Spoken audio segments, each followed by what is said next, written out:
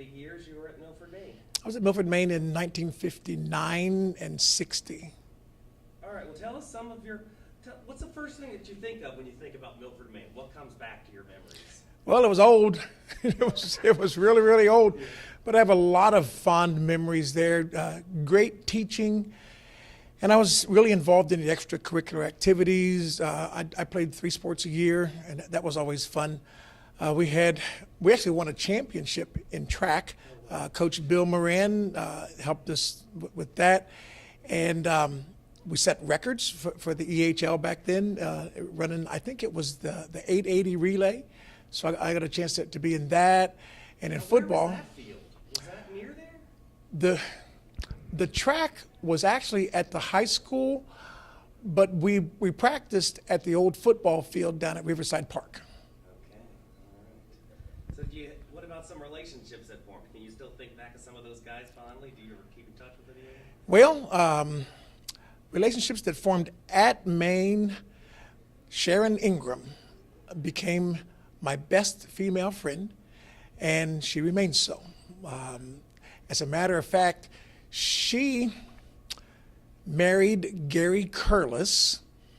I had met him in elementary school, and the 3 of us had lost each other for years and years. And finally, I ran across Sharon, and then I ran across Gary, and both of them were single by the time I ran across them, and I got the opportunity to perform their wedding ceremony. He was my best male friend. She was my best female friend, and now they're married. They're living up in Michigan now. So what else in the school, what else do you remember besides athletics? Anything Well, professor or teacher-wise? I was involved with the band and with the chorus as well. I remember Dan Cook was the band director at the time, and that was a real hoot. But you know, my fondest memory is of Ada Mae Ology. She was a 7th grade English teacher. She had such an impact on me that it actually got me in trouble later. To put it in perspective, here's what happened. She was very, very demanding. We thought she was mean. She wasn't mean. She was strict is what she was. And she demanded that you did things her way or the highway. And I remember she had a great emphasis on book reports. I didn't like to read. I was a good reader, but I really didn't like to read. And so we had 6 grading periods, and 3 of those grading periods I did not turn in book reports. And I got Fs every time. I had A's for the other grading periods, and I got Fs for those. And she got hold of me at the end of the year, and she said, "Now, Jonathan, I told you you're going to do these book reports, and you're going to do them." She said, "You may think that because you have 3 A's and 3 F's that you have a C average, and therefore you're going to pass." She said, "If you don't do the book reports, I will fail you. I will fail you for English, and I will fail you for the whole 7th grade, and do not think that I cannot do it, because I can."